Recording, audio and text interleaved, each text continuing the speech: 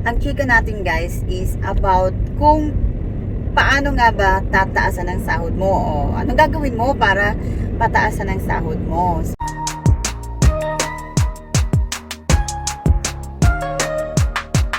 Ngayon pag-usapan natin yun guys.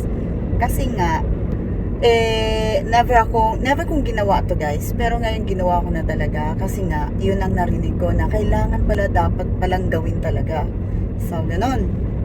So, ngayon guys, ang ganito ang ginawa ko. Kailangan pala talagang kausapin yung chief mo. So, kung gusto mo mag-demand kung magkano yung sahod na gusto mo, so, kausapin mo yung chief mo. Kung sa palagay mo mababa ang sahod mo, ganun. Pero guys, siguraduhin mo naman na nararapat din yung trabaho mo na doon sa sahod na gusto mo. Kasi baka naman mag-demand ka na tapos yung pala pulpul ka rin sa trabaho mo. Di, syempre mapahiya ka lang.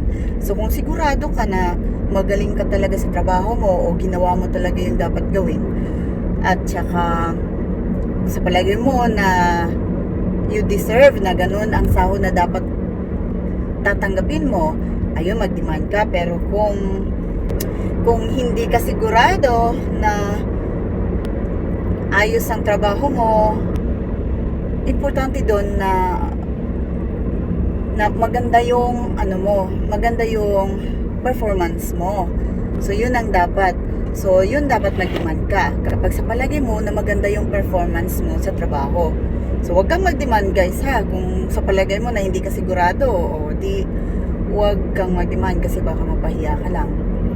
So ako kasi guys, sigurado ako na ginawa ko yung lahat, ginawa ko yung tama, ginawa ko yung hanggang sa makakaya ko.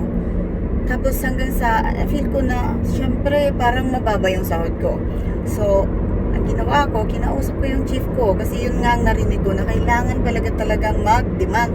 Kailangan talagang sabihin dun sa chief na mababa lang ang sahod ko, boss. So, taasan mo naman, ganon. So, kinausap ko siya, guys.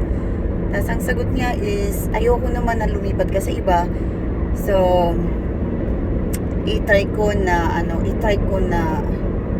ibigay sa'yo yung gusto mo. Pero, medyo mataas kasi yung hiningi ko, guys. So, parang hindi niya kaya kasi nga, sabi niya, i-adjust ko yung budget.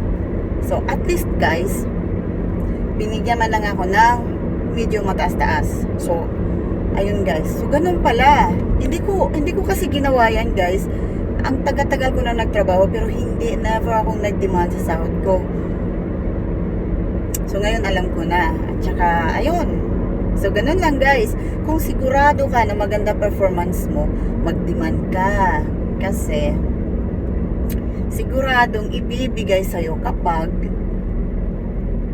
takot yung chief mo na aalis ka. Ganon. Sige ha.